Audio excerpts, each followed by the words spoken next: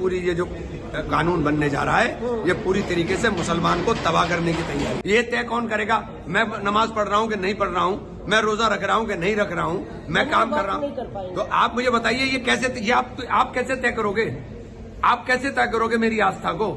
अस्सलाम वालेकुम रहमतुल्लाहि व बरकातहू। जी हाँ नाज़रीन, मैं एहतिशाम निज़ामी कासमी। दोस्तों खबरदार हो जाइए, आज से आप दूसरी शादी नहीं कर सकते। अब इद्दत और हलाला दोनों को ख़त्म कर दिया गया है। अब तक तो मर्द औरत को तलाक देता था, लेकिन अब औरत को भी तलाक देने का हक़ मिल गया है। इन्ना लिल्लाहि व इन्ना इलैहि राजिऊन। अल्लाह ताला खैर फरमाए। ये कैसा कानून है, ये तो शरीयत से टकरा रहा है। जी हाँ दोस्तों, दो बहुत अहम ख़बरें हैं जो आपके साथ शेयर करनी है, वक्फ़ तरमीमी बिल के ताल्लुक़ से, और दूसरी ख़बर है यकसा सिविल कोड के ताल्लुक़ से। पहली ख़बर आपके साथ शेयर करते चले, वक्फ़ बिल पर जेपीसी की मीटिंग ख़त्म हो गई है। जेपीसी में बरसरे इक़्तिदार के 14 तरामीम को मंजूरी दी गई है, वहीं अपोजिशन के सभी तरामीम को नामंजूर किया गया। अपोजिशन ने 44 तरामीम पेश की थी, लेकिन सभी को नामंजूर कर दिया गया। जेपीसी की आइंदा मीटिंग 29 जनवरी को होगी। जेपीसी की मीटिंग में आज भी हंगामा हुआ। टीएमसी रुकने पार्लियामेंट कल्याण बनर्जी ने हंगामा किया था। जेपीसी की मीटिंग के बाद जेपीसी के चेयरमैन जगदम्बिका पाल ने कहा कि 44 तरामीम पर बहस हुई। 6 माह के दौरान तफसीली तबादला ख्याल के बाद हमने सभी अराकीन से तरामीम तलब किए।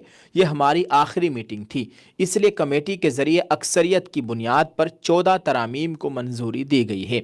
अपोजिशन की जानिब से भी तरामीम किए जाने के मशवरे दिए गए थे। हमने उनमें से हर एक तरमीम को आगे बढ़ाया और उस पर वोटिंग हुई, मगर उनकी हिमायत में 10 वोट पड़े और इसकी मुखालिफत में 16 वोट पड़े। इसके बाद अपोजिशन पार्टियों की तरामीम को नामंजूर कर दिया गया। अपोजिशन के सभी 44 तरामीम मनसूख हो गए।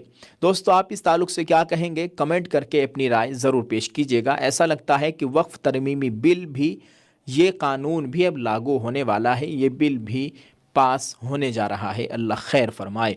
दोस्तों दूसरी खबर है यूनिफॉर्म सिविल कोड के ताल्लुक से। यूनिफॉर्म सिविल कोड यानी यूसीसी उत्तराखंड में लागू किया गया है। वज़ीर आला पुष्कर सिंह धामी ने आज पीर 27 जनवरी 2025 को यूसीसी के रूल्स और पोर्टल का इफ्तिताह किया है। ऐसे में अब उत्तराखंड रियासत में यकसा सिविल कोड नाफिज हो गया है।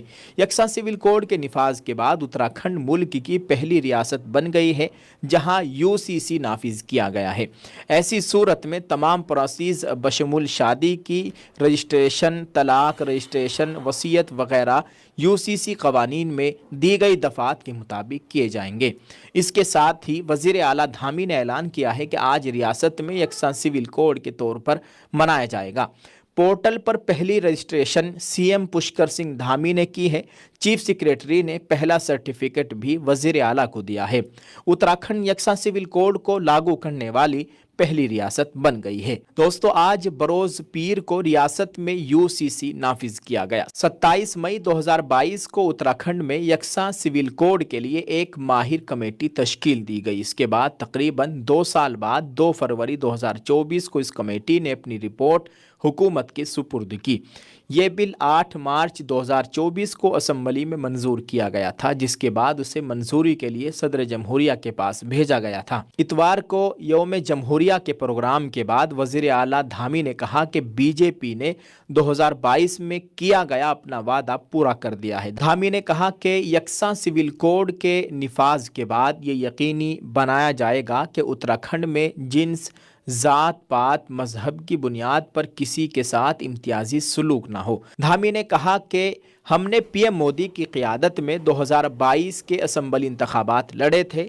इस दौरान हमने रियासत के लोगों से वादा किया था कि हम हुकूमत बनाने के बाद यूसीसी को नाफिज करने के लिए काम करेंगे। हमने तमाम रस्मी कार्रवाइयाँ मुकम्मल कर ली है।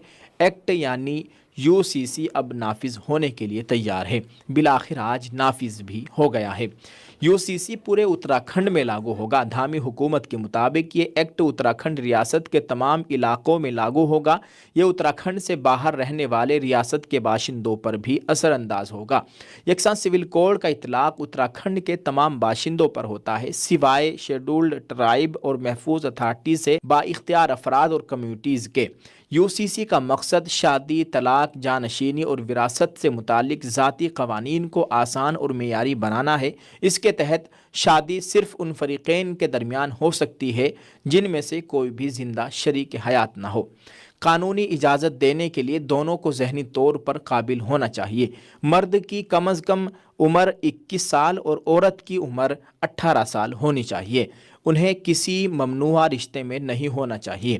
شادی کی تقریبات مذہبی رسوم و رواج یا قانونی دفعات کے مطابق کسی بھی طریقے سے کی جا سکتی ہے، لیکن ایکٹ کے آغاز کی تاریخ سے 60 دنوں کے اندر شادی کو رجسٹر کرانا لازمی ہوگا۔ اب آپ شادی کریں گے تو آپ کو رجسٹر بھی کرانا لازمی ہوگا۔